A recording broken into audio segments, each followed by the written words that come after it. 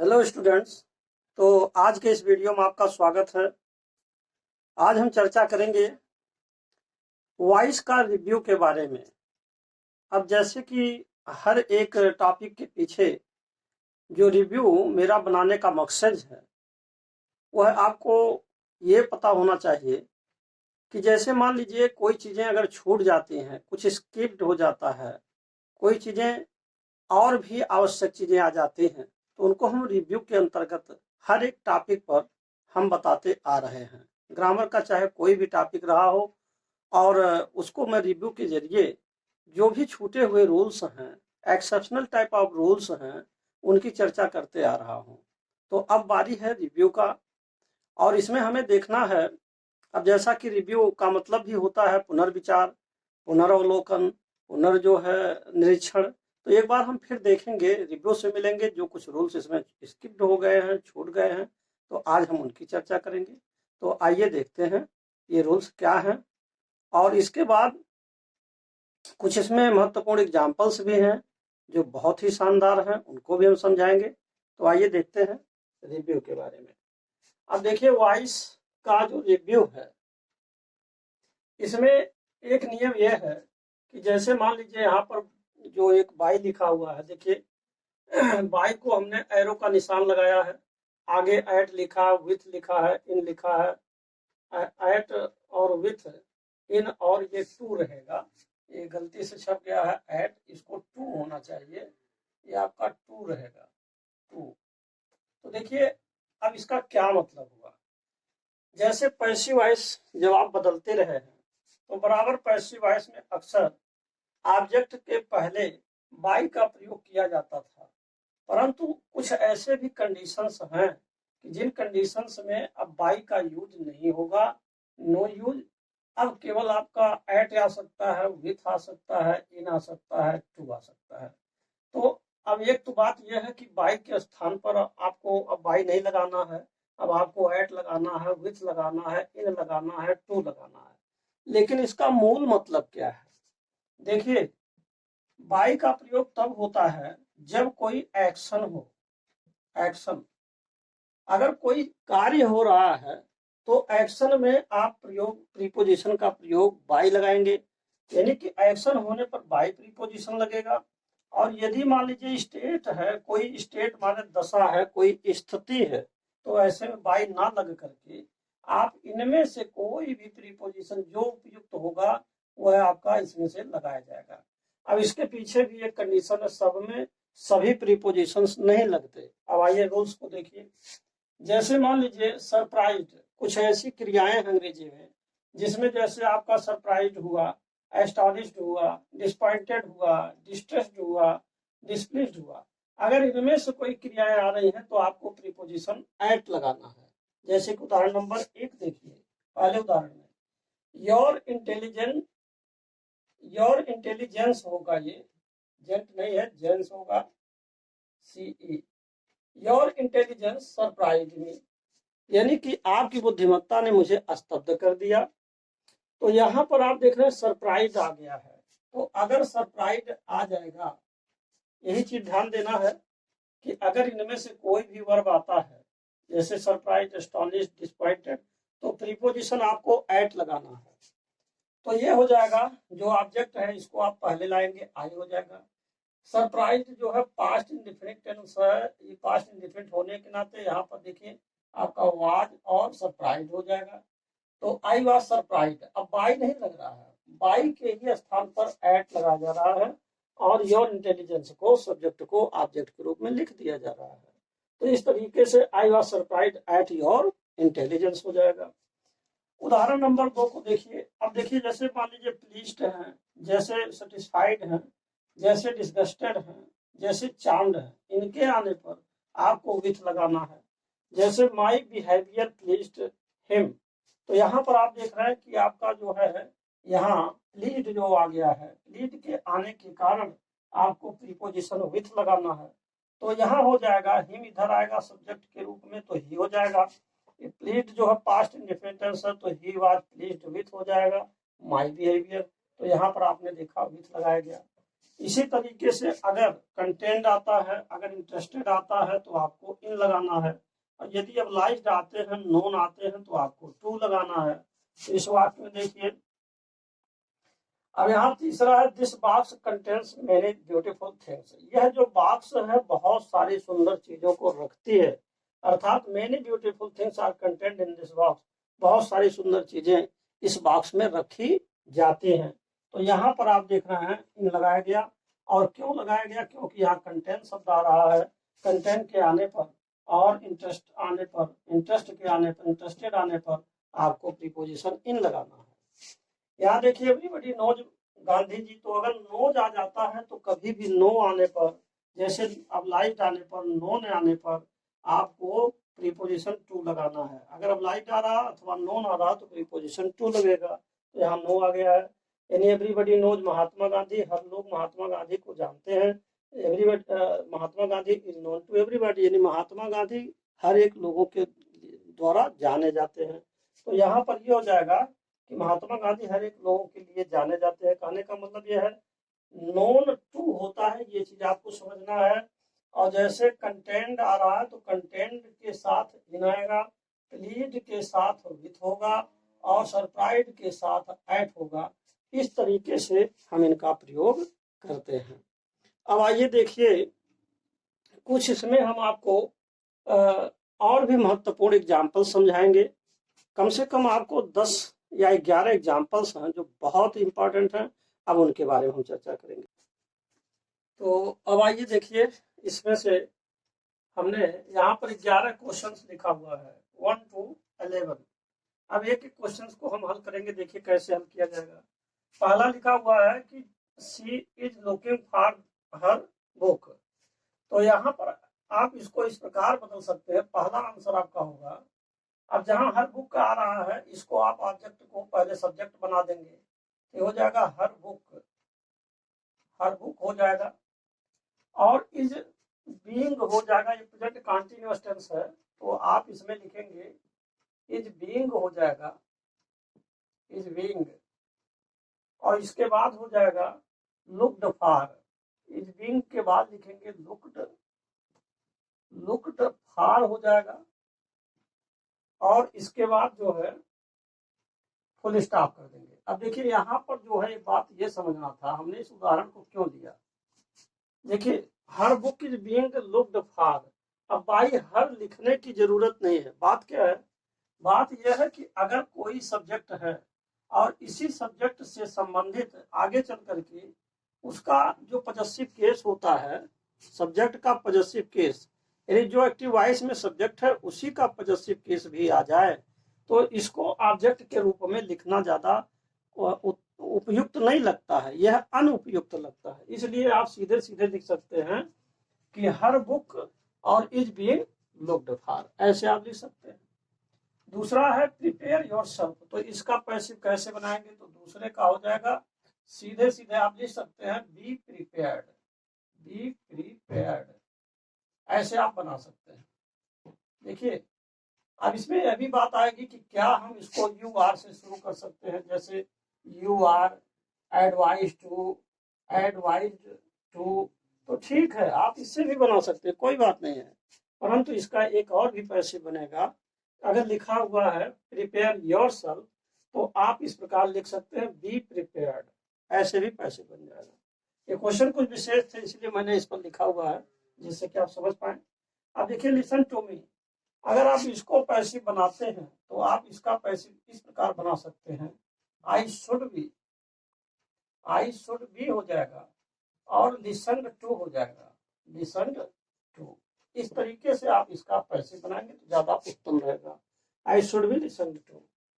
इसके बाद देखिए I remember my father taking me to the zoo, तो यहाँ पर देखिए टेकिंग आ गया है, जिरंड फॉर्म में आया हुआ है, तो आप इसको डायरेक्ट ऐसे लिख सकते हैं नंबर 4 कि आई रिमेम्बर हो जाएगा, आई रिमेम्बर,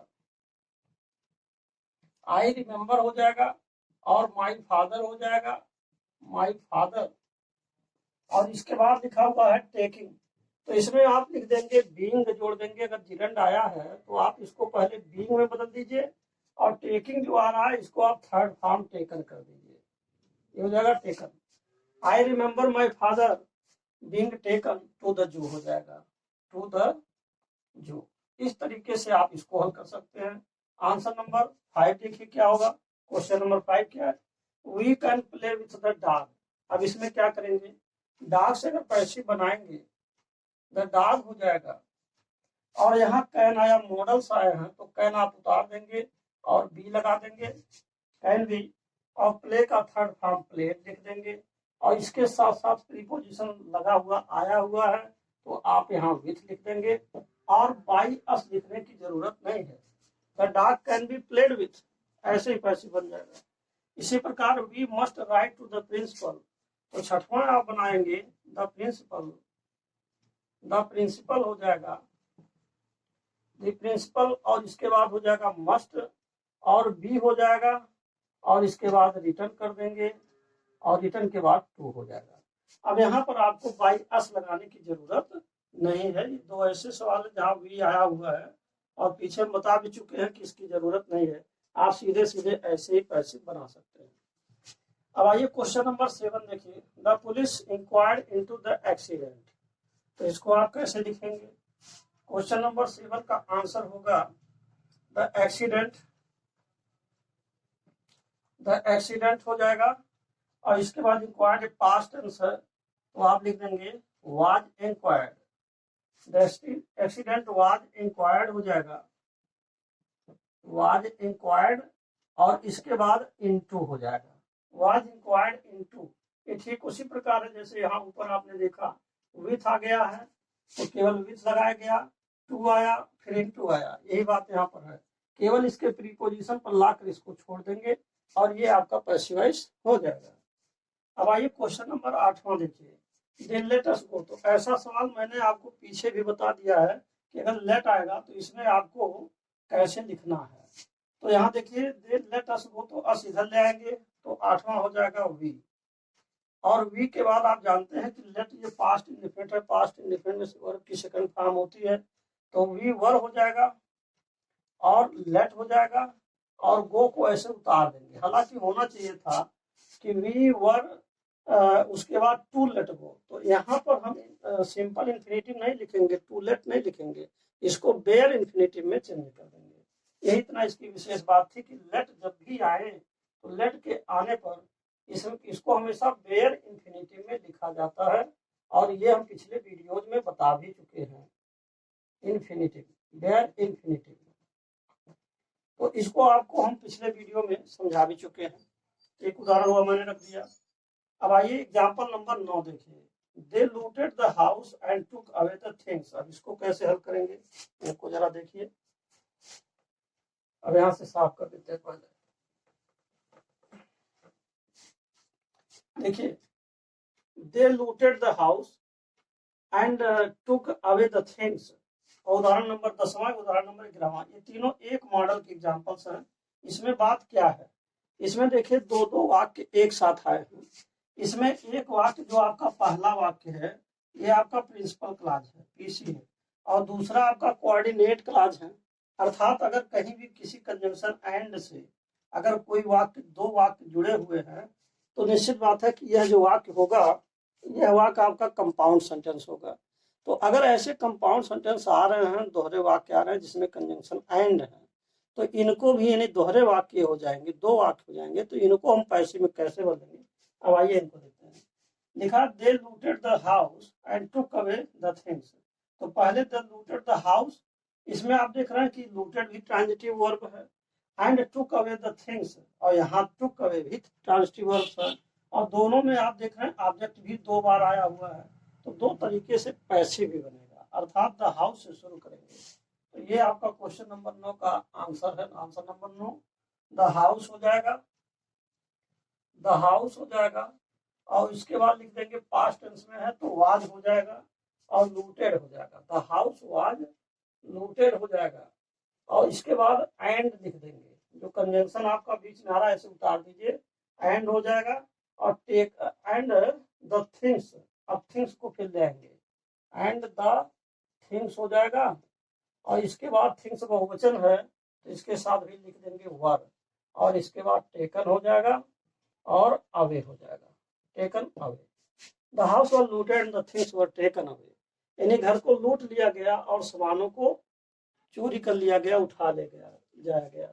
तो देखिए क्वेश्चन नंबर 10 है, the police arrested the thief.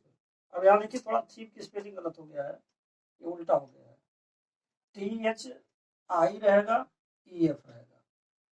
The police arrested the thief and sent him to jail. तो अब यहाँ आप यह देखिए पहले, सेंड हिम टू जेल, तो इसको कैसे हल करेंगे। तो जैसा कि आपने यहाँ एंड लिखा हुआ है, फिर आप देखिए एंड यहाँ लिखा है, फिर आपका एंड यहाँ है, यानी एंड से जुड़ा हुआ है। तो इसी तरीके से इसको भी आप कर देंगे, the police arrested the thief, यानी कि थीफ को पहले लिखेंगे, तो नंबर 10 हो जाएगा, द थीफ हो जाएगा, और इसके बाद हो जाएगा, ये पास्ट टेंस में है तो वाज अरेस्टेड हो जाएगा, वाज अरेस्टेड। और इसके बाद एंड कंजंक्शन आ रहा, तो एंड कंजंक्शन को इसमें आप जोड़ देंगे, एंड हो जाएगा। एंड के बाद जो यहाँ देखिए फिर थीफ के लिए प्रोनाउन जो हिम आ रहा है, इसको आप बदल देंगे ही में, एंड ही हो जाएगा। और इसके बाद हो जाएगा वाज, और इसके बाद हो जाएगा सेंट, और टू जेल हो जाएगा। तो इस तरीके से क्वेश्चन नंबर 10 हो गया। ग्रामर देखिए, she read the letter and posted it, इसको भी ठीक उसी प्रकार लिख देंगे, द लेटर से शुरू करेंगे, पास्ट इंडेफिनिट टेंस में है, तो ये हो जाएगा द लेटर, और लेटर के बाद लिख देंगे वाज, और इसके बाद हो जाएगा रोट, सॉरी रिटर्न हो जाएगा, द लेटर वाज रिटर्न हो जाएगा। और इसके बाद लिखेंगे एंड से फिर लिख देंगे it, and it was posted, and it was हो जाएगा पोस्टेड हो जाएगा। तो इस तरीके से ये दोहरे वाक्य हैं, यानी कि डबल सेंटेंसेज हैं। देखिए यहाँ डबल सेंटेंसेज लिखा हुआ है। ये डबल सेंटेंसेज का क्या मतलब हुआ, जो कंजंक्शन एंड से जोड़े गए हैं। एक तरह से देखिए पहला जो वाक्य है ना, ये पहला वाक्य जैसा कि हमने आपको यहाँ बताया था, ये पीसी है, यानी आपका प्रिंसिपल क्लाज है। और दूसरा जो वाक्य है, इसको आप कोऑर्डिनेट क्लाज कहेंगे, कोऑर्डिनेट क्लाज, यानी कहने का मतलब ये है कि ऐसे वाक्य जो होते हैं, ये एक तरह से कंपाउंड सेंटेंस होते हैं। कंपाउंड सेंटेंस में डबल सेंटेंसेज को पैसिव वॉइस बनाया जाता है। तो देखिए अब ये क्वेश्चन आपका यहीं पर समाप्त हो रहा है। 11 क्वेश्चन थे, इसका मैंने जवाब आपको दिया। अब एक बात ये समझना है कि कई बार ऐसा होता है कि जिस वाक्यों में अगर सब्जेक्ट का अभाव हो, यानी कि उसमें सब्जेक्ट ना हो, तो ऐसे स्थितियों में ऑब्जेक्ट को विशेष महत्व दिया जाता है। और ऐसे स्थिति आने पर ऑब्जेक्ट से जब हम लिखना चालू करते हैं या कोई चीज बोलते हैं, तो हम उसको पैसिव वॉइस में बनाते हैं।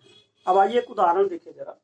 अब जैसे मान लीजिए हम आपको एक और क्वेश्चन, या जिसको आंसर डायरेक्ट आंसर लिख रहे हैं ऐसे स्थितियों में। अब आंसर क्या है कि जैसे मान लीजिए अगर ये कहा जाए, the child was last, the child was last. अब इसका ये मतलब हुआ बच्चा खो गया था, तो इसको पैसिव में लिखा गया। अब इसका सब्जेक्ट गायब है, ये नहीं है कि किसने बच्चे को गायब किया, या कोई एजेंट है या डोर है कि जिसने जो है बच्चे को गायब किया, ये है नहीं, केवल सीधे कहा जा रहा है कि बच्चा गायब हो गया। इसी प्रकार जैसे मान लीजिए अगर 13वां सवाल देखिए, जैसे ये कहा जाए कि दिस हाउस, और इसके बाद कहा जाए was built, this house was built और इन 1999, यानी कि यह जो मकान है 1999 में बना। अब किसने बनवाया, कौन बनवाया, इसका कोई पता लता नहीं है। तो इसी तरीके से जब सब्जेक्ट गायब हो, तो ऐसे स्थिति में हम ज्यादातर उन वाक्यों को पैसिव वॉइस में लिखते हैं। ये इसका मूल कॉन्सेप्ट है जब सब्जेक्ट ना हो। जैसे मान लीजिए कहा जाए कि दिस साप, एक 14वां उदाहरण देखिए। अगर कहा जाए कि दिस साप, और इसके बाद कहा जाए कि वाज, दिस साप वाज, और इसके बाद कहा जाए कि रन, और फिर कहा जाए इन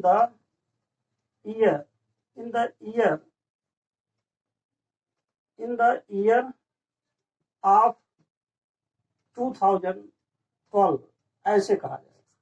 यानी कि यह जो है 2012 में ये दुकान जो है चली गई, यह दुकान चलाई गई, अर्थात 2012 में दुकान रन की। तो इस तरीके से जब कहीं पर भी सब्जेक्ट प्रेजेंट ना हो, यानी कि व्हेन सब्जेक्ट इज एब्सेंट, तो ऐसी स्थिति में हम उसे हमेशा ही पैसिव वॉइस लिखेंगे। यह एक कॉन्सेप्ट है, इसलिए मैंने आपको बताया। तो now this video is finished. और अंत में मैं आपसे यही कहूँगा कि यदि आप मेरे चैनल पर पहली बार हैं तो कृपया मेरे चैनल को सब्सक्राइब करना ना भूलें। साथ ही साथ बेल आइकन भी अवश्य प्रेस कर दें, जिससे कि जो भी मैं नए वीडियोज बनाऊं वह आप तक उसका नोटिफिकेशन पहुंच सके। और अंत में यही कहेंगे, thanks for watching this video.